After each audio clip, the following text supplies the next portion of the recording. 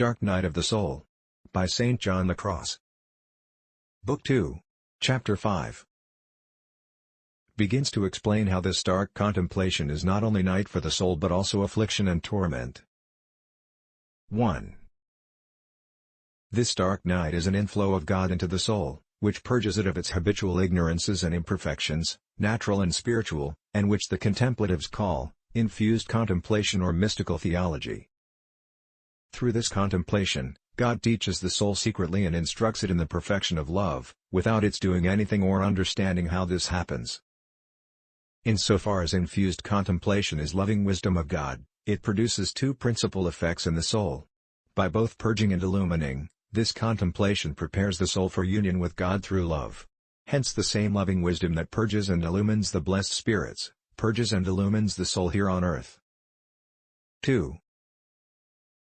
Yet a doubt arises, why, if it is a divine light, for it illumines souls and purges them of their ignorance, does the soul call it a dark night? In answer to this, there are two reasons this divine wisdom is not only night and darkness for the soul, but also affliction and torment. First, because of the height of the divine wisdom that exceeds the abilities of the soul, and on this account the wisdom is dark for the soul. Second, because of the soul's baseness and impurity, and on this account the wisdom is painful, afflictive, and also dark for the soul. 3. To prove the first reason, we must presuppose a certain principle of the philosopher, that the clearer and more obvious divine things are in themselves, the darker and more hidden they are to the soul naturally. The brighter the light, the more the owl is blinded, and the more one looks at the brilliant sun, the more the sun darkens the faculty of sight, deprives and overwhelms it in its weakness. Hence when the divine light of contemplation strikes a soul not yet entirely illumined, it causes spiritual darkness, for it not only surpasses the act of natural understanding, but it also deprives the soul of this act and darkens it. This is why Saint Dionysius, and other mystical theologians, call this infused contemplation a ray of darkness. That is, for the soul not yet illumined and purged. For this great supernatural light overwhelms the intellect, and deprives it of its natural vigor. David also said that clouds and darkness are near God, and surround him, Psalms 18:11, not because this is true in itself, but because it appears thus to our weak intellects, which in being unable to attain so bright a light, are blinded and darkened. Hence he next declared that clouds passed before the great splendor of his presence, Psalms 18:12, that is, between God and our intellect. As a result, when God communicates this bright ray of his secret wisdom to the soul not yet transformed, he causes thick darkness in its intellect. 4. It is also evident that this dark contemplation is painful to the soul in these beginnings. Since this divine infused contemplation has many extremely good properties, and the still unpurged soul that receives it, has many extreme miseries, and because two contraries cannot coexist in one subject, the soul must necessarily undergo affliction and suffering. Because of the purgation of its imperfections caused by this contemplation, the soul becomes a battlefield in which these two contraries combat one another. We will prove this by induction in the following way. 5. In regard to the first cause of one's affliction, because the light and wisdom of this contemplation is very bright and pure, and the soul in which it shines is dark and impure, a person will be deeply afflicted on receiving it. When eyes are sickly, impure, and weak, they suffer pain if a bright light shines on them.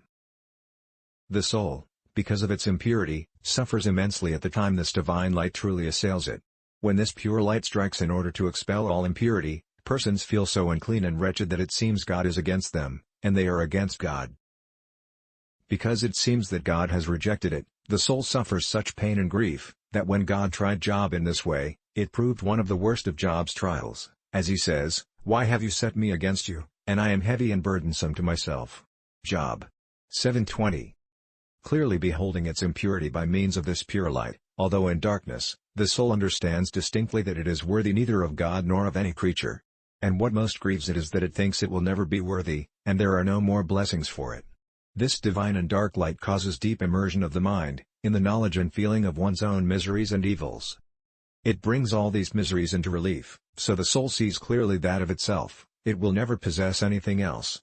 We can interpret that passage from David in this sense: "You have corrected humans because of their iniquity, and have undone and consumed their souls, as a spider is eviscerated in its work." Psalms 39:11. 6.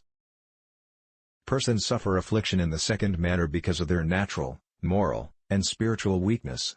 Since this divine contemplation assails them, somewhat forcibly in order to subdue and strengthen their soul, they suffer so much in their weakness that they almost die, particularly at times when the light is more powerful. Both the sense and the spirit, as though under an immense and dark load, undergo such agony and pain, that the soul would consider death a relief. The prophet Job, having experienced this, declared, "I do not desire that he commune with me with much strength lest he overwhelm me with the weight of his greatness." Job 23:6. 7. Under the stress of this oppression and weight, individuals feel so far from all favor that they think, and so it is, that even that which previously upheld them, has ended, along with everything else, and there is no one who will take pity on them. It is in this sense that Job also cried out, "Have pity on me, at least you, my friends, for the hand of the Lord has touched me." Job 19:21. How amazing and pitiful it is that the soul be so utterly weak and impure, that the hand of God, the light and gentle, should feel so heavy and contrary. For the hand of God does not press down or weigh on the soul, but only touches it, and this mercifully, for God's aim is to grant it favors and not to chastise it. Next video, Book 2, Chapter 6. Thanks.